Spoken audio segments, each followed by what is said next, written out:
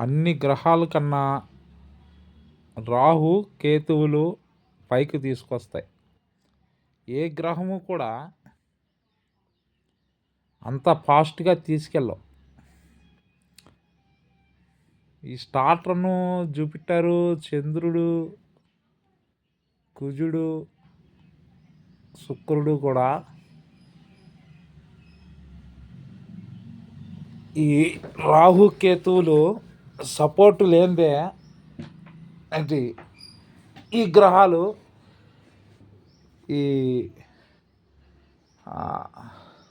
రవి, చంద్రుడు, గురుడు, కుజుడు, బుధుడు, శుక్రుడు, శని, రాహుకేతులు కాకుండా ఈ మిగతా గ్రహాలు పెద్దగా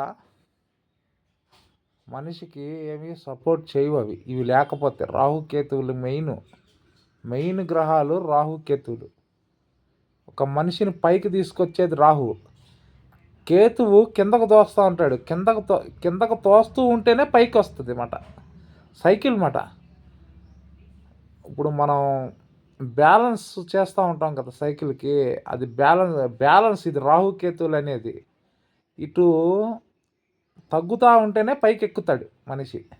ఎందుకు తగ్గుతున్నాం అనేది వాడు ఆలోచిస్తుంటాడు. ఎప్పుడైతే మనిషి కేతు తగ్గిస్తూ ఉంటుంటాడు, రాహు పెంచుతూ ఉంటుంటాడు అన్నమాట. కేతు తగ్గిస్తేనే రాహు అక్కడ పెంచగలడు. లేకపోతే ఉట్టి పెంచుతూనే ఉంటే అక్కడ లేదు కదా. జీవితం ఎప్పుడు కూడా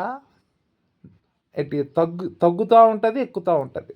అది ఇక్కడ తగ్గకుండా ఒకే లెవెల్లో పైకి వస్తూనే ఉంటుందంటే అది జీవితం కాదు.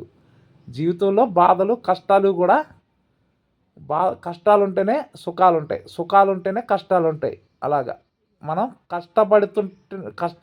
మనం కష్టాలు పడుతూ బాధలు పడుతూ ఉంటేనే పైకి ఎదగలం. నువ్వు ఏ బాధలు లేవు, హ్యాపీగా ఉన్నావంటే అది ఇంకా అలాగే ఉంటావు, కానీ నువ్వు పైకి ఎదగవు కదా. బాధలు, కష్టాలు అనేది ఈ రాహుకేతువులు. కేతువు బాధలు పెడుతుంటాడు, రాహు ఏమో సుఖాలు ఇస్తూ ఉంటుంటాడు. అది హరికృష్ణ ఆస్ట్రాలజర్, కాకినాడ, శ్రీమాన్.